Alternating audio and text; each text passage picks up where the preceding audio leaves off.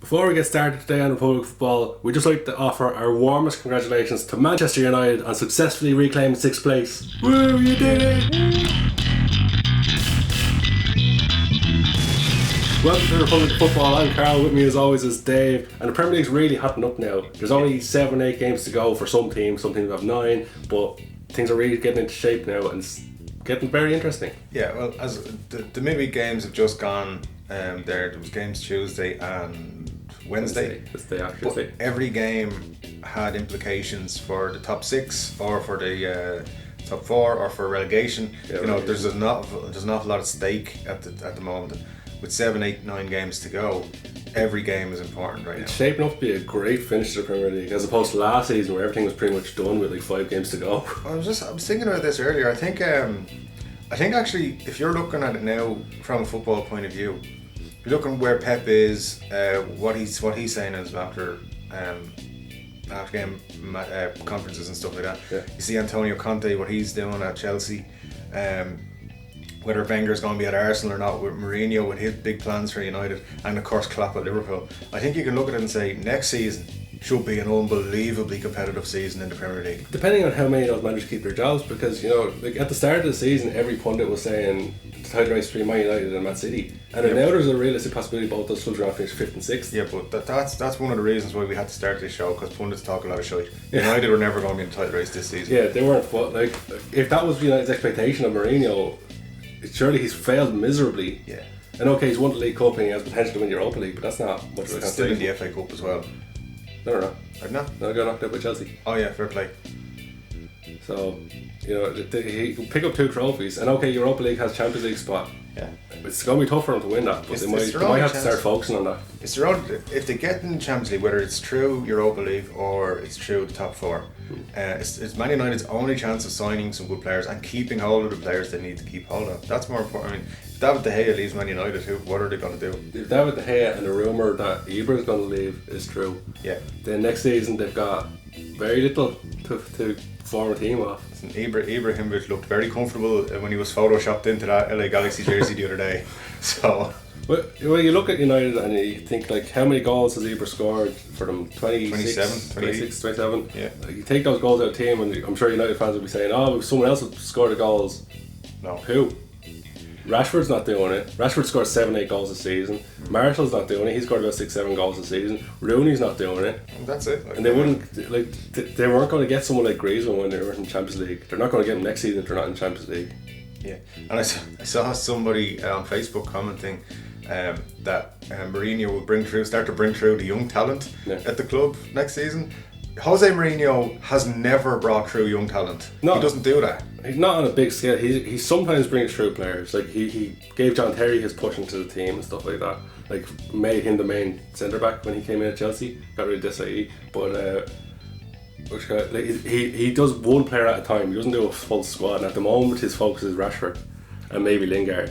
But he's not going to have a whole team of youngsters. Same problem with Man United. They hype up some youngster, put too much pressure on his shoulders, and then loan him out to Sunderland. There's a list of them. There's Makeda, Januzaj. I'm sure there's a few others as well I can't think of because they just fleet away. It goes way back. It was like Lee Sharp, Keith Gillespie, back in the 90s. They hyped up these players. Keith Gillespie was heralded as the new George Best just because he was from Belfast, and look what happened there. He played for Newcastle. Yeah, so great. But getting back, I mean, every game this for the rest of the season now really could impact top 4.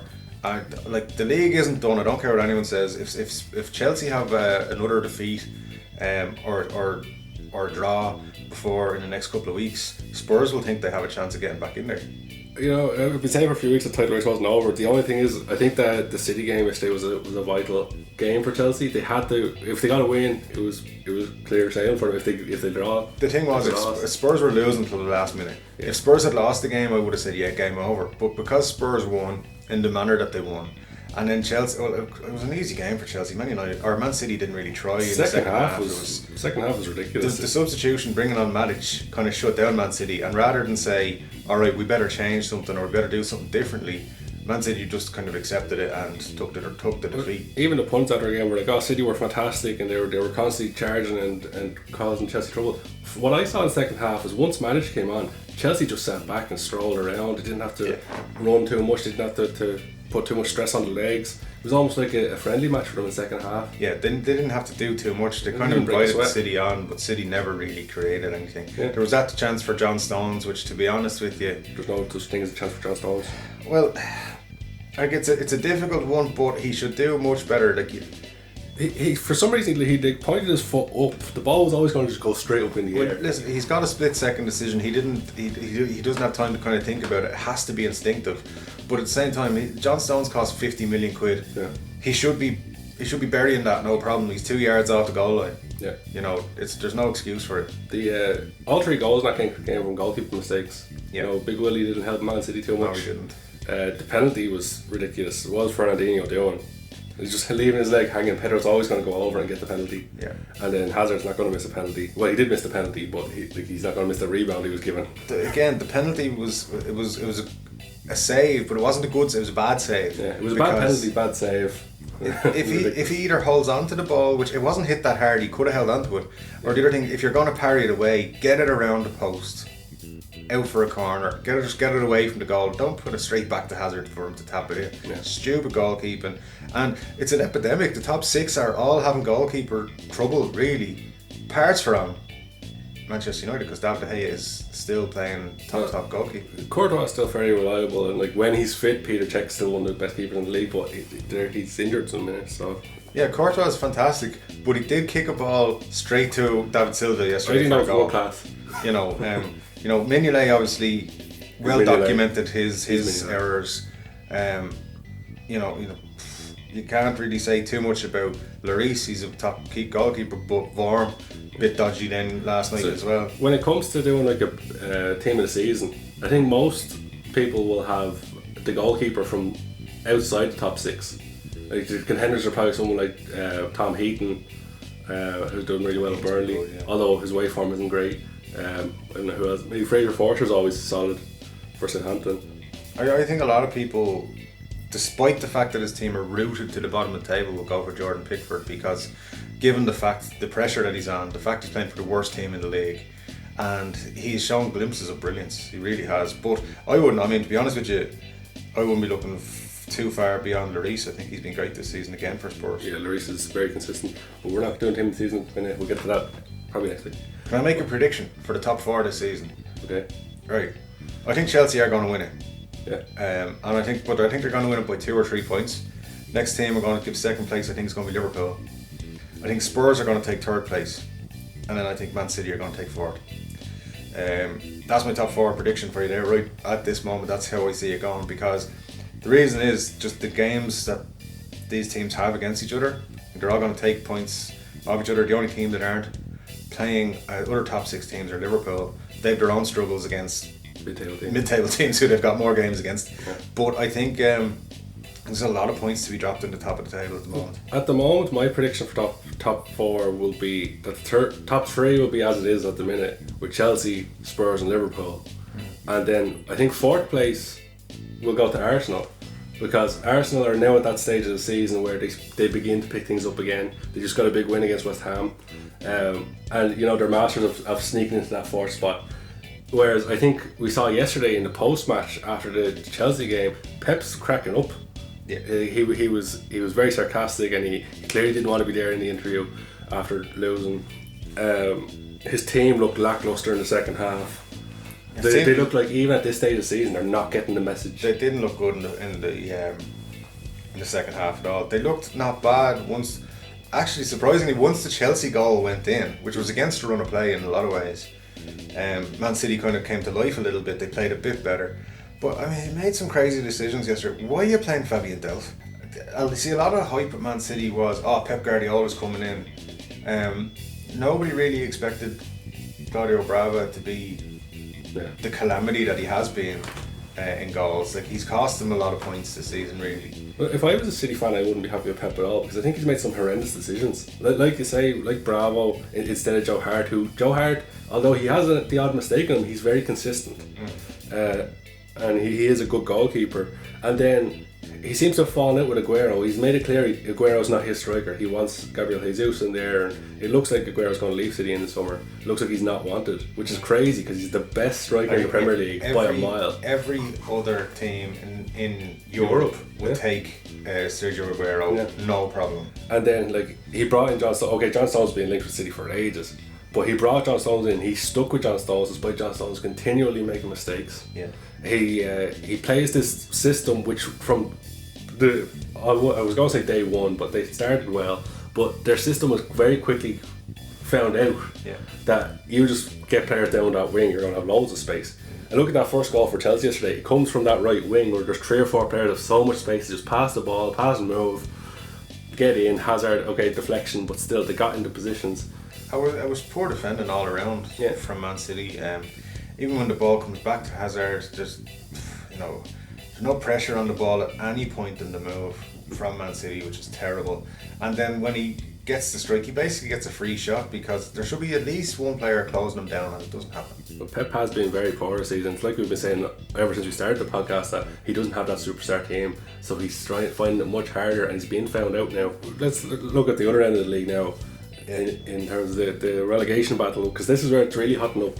Is the relegation battle. I think at the moment there's 2 teams nailed on to go down. Sunderland have been nailed on from day one when David Moyes said we're in the relegation battle. Well, as soon as they said we're going to appoint David Moyes, it was like, right, they're going to get relegated. But like day one, he came in and said we're going to be in a relegation battle. Yeah. What a way to get their players fired up for the season. But it's not even a battle because they're not fighting. They're on 20 points. But that's why would their players fight when their manager comes in on day one and says we're screwed, basically. He basically said we're not good enough for this league and we're going to be lucky to stay in it. That's basically what he said to his players. There's no way to get confidence into your players, and why would they fight for a player like that? And then his recent comments to that journalist where he threatened to slap a woman, even if it was a joke. It's like, it's still a scumbaggy thing to do, and if I was a player for that club, I'd be like, I'm not playing for that manager. Yeah, I was saying that myself. I'd be in the dressing room saying to David Moyes, get out of here, we don't want you. Or we'll give you a sample. And part the other side of it is, they're not playing for him.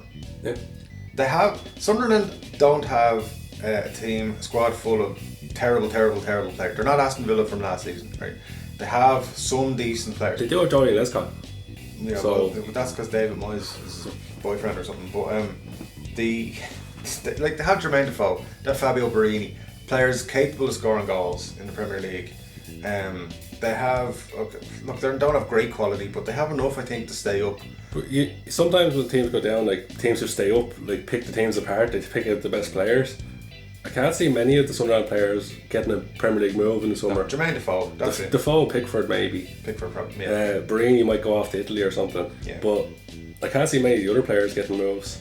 No, and just above them, just 3 points above them is Middlesbrough, who have been a disaster. I mean, basically they played. They said on the TV the other day they haven't won like 4 months or something like that. Like they started out well. They looked like a decent side. Karanka had them playing well, and then it just all went off. I think if the league ran from August to December, they would have had a great season. Yeah. Like they would have been delighted with themselves. But then from December on, they've been rubbish. It's a strange one because they did so well for a while and they looked relatively safe, and then a switch went off and players just stopped playing for Karanka, and the shit started hitting the fan, and then they get rid of Karanka and they don't replace him. Like with so long to go, there was like 10 games to go when they got rid of him. I think they've said that their head coach is going to just take charge for the rest of the season. Yeah, but he's shit. He hasn't shown any kind of ability for it whatsoever. Like there was a couple of managers available, and okay, they're not the best managers, but they're managers who would do okay for Middlesbrough. Maybe they get Pardew until the end of the season. Roy Hodgson was available at the end of the season, and like all the jokes about Roy Hodgson, like he has been solid in the Premier League. Just looking at it now, right, up to, let's just say, right, Hull are currently the team above, the first place above the relegation zone. They're on 30 points. Southampton are in 9th place. They're on 37 points. It's not impossible for Southampton, Watford, Leicester, Stoke even to get dragged back into it. If they have a couple of bad performances, like it's tight enough where with 6-7 points that those teams could get dragged. Now, realistically, you're probably looking at Bournemouth, Burnley, West Ham, 35 to 33 points, that they're the teams who are still in it. I think that there's a lot of teams fighting to get away from one relegation place. I think 2 of them are nailed on. Yeah. But so that last relegation place, like Hull and Swansea have got stronger since their managerial appointments, yet they continue to have bad moments, like Swansea losing at the last minute to Spurs somehow. With like 2 minutes to go, they could have even held on to get a point against Spurs. It would have been a fantastic result for them. Yeah. But they somehow bottled it. And that's got to be worrying for them. Hull a couple of weeks ago lost to Everton. They got absolutely destroyed 4-0. There's another worrying sign for them. So they're not completely out of it yet. But the one team I'd keep an eye on at the minute is West Ham, who, you know, they've had the same manager all season. They've had troubles all season. They got a little bit out of it, but now they're starting to look dodgy again. They got destroyed by Arsenal the other day. Yeah, I think West Ham is an interesting one because I can see it going 2 ways for them, right? If they stay up, I think they're going to do really well next year because they've got a lot to build on and they have some good players, and I think Bilic is a good manager. If they go down, I think they're going to lose a lot of their good players. They probably will get rid of Bilic anyway, and they're basically starting from behind square one. Yeah, because they've got that big stadium that is rubbish for football and everything. It's going to be tough for them with that stadium in the Championship. But I think, like, if you look at what they did last season, you know, they were very good side. A lot of people were cheering on West Ham towards the end of the season because they were doing brilliantly.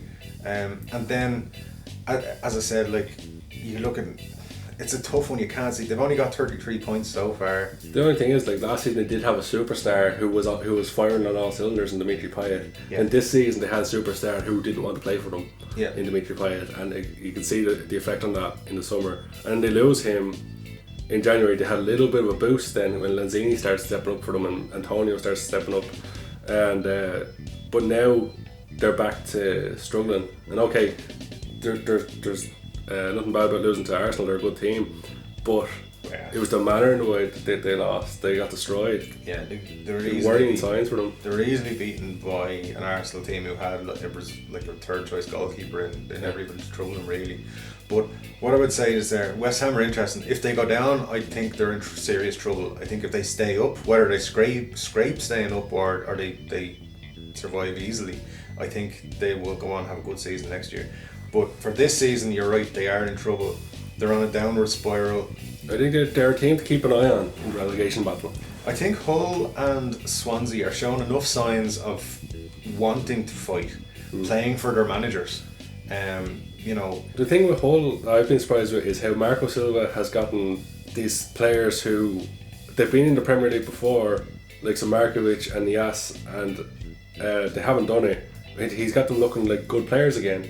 Like Markovic, okay, he hasn't been a world beater, but he's been strong on that wing for them. He's caused trouble. He scored a good goal yesterday. Nias has been banging in the goals from whereas I don't think he scored one for Everton. Nah, Nias has been good. But the thing is, I think they're because they're playing basics. Yeah. They're not trying to be fancy. They're not trying to be superstars. They're just fighting for their place, and they're playing football, you know, at a very basic level, but on a strong basic level. Like, they're trying hard. They're trying to do all the easy things right. Not trying to do fancy flicks and long passes, 50 yards, and they're just playing simple, and they're playing well. The team seems to be happy. You see them being interviewed now. They talk very well about the manager. They seem happy, and that can only go to help them stay up. Yeah, I actually think, I thought when he took the job, he was crazy. Because I was like, as a manager, he's a good record. Why is he taking the whole job? But I think what he's done is he's given himself such a huge boost that other teams, no disrespect to Hull, but much better teams, much higher up teams are going to come looking for him in the summer. Yeah, I think so. But his home record apparently is like he's won like the last 40 home games. Yeah, he's unbeaten. I think it is in 40. Yeah, unbeaten in 40 home games, which is amazing, over different clubs and everything. That's a whole season's worth of games. And like you look at teams like, I can't see Pochettino staying at Spurs for too long if they keep playing it like they are, because big teams will come knock him for a Poch. So someone like Marco Silva could look towards that job. Yeah, there's definitely, he would be in. I think they'd look at him and say, yeah, let's give him a shot, because he's done well. He's done incredibly well. When he took over at Hull, they were rooted to the bottom of the table, and everyone was thinking they're gone. There's no hope for them. Now they look like, and they're out of the bottom three. They look like they're in a very strong position to stay in the league, and honestly, no. I think the two best managerial appointments this season were Marco Silva and Paul Clement. Oh. Paul Clement, I think, is doing a great job at Swansea. Because Swansea, don't forget, they were dead and buried as well. I mean, they had Bob Bradley, and Paul Clement has done a wonder job considering what he walked into. Yeah, but I think, and either of those could still go down though. That's the thing. I would be looking at Crystal Palace and, as you said, West Ham, and thinking, now with Crystal Palace, they've been much better lately, but they still have a very low points tally. I think Crystal Palace have turned the corner though, and like they've looked good defensively. They have Benteke, who I think, you know, he's starting to score goals now, and when you have a goal scorer like Benteke, the same way Sunderland for the last couple of seasons have had Defoe, when you have a goal scorer like that, you can get out of it. Yeah. Other teams perhaps haven't had the goal scorers. Well, I suppose you look at them now, Niasta's scoring goals, and Swansea have the likes of Llorente. So 3 teams are getting relegated. Yeah. Okay. Sunderland and Middlesbrough, 2 of them. Prediction for the 3rd team to go down. It's a tough one because it's so tight. As I say, I would keep an eye on West Ham. I think that West Ham would be a good outside bet for it. At the moment, I'd say Swansea because of the way they battled against Spurs, and it'd be interesting to see how they react from that. But my prediction will probably change next week because of how tight it is. I'm going to go for Leicester City because I hope they lose all the rest of their matches. I'd love Leicester City to go down because of what happened to them. But I think they got very lucky so far. I think that bubble's going to burst very quickly, but we'll wait and see. Well, I think Swansea, I mean, the bottom 3 at the moment is Swansea, Middlesbrough, Sunderland, and it could be them.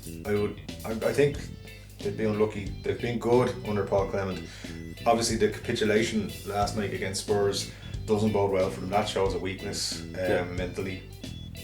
I mean, even if they conceded a goal and held out for the draw, you'd say good result for Swansea. Yeah. No one expected them to beat Spurs. Any team who drops, they concede 3 goals in the last 2 minutes of the match.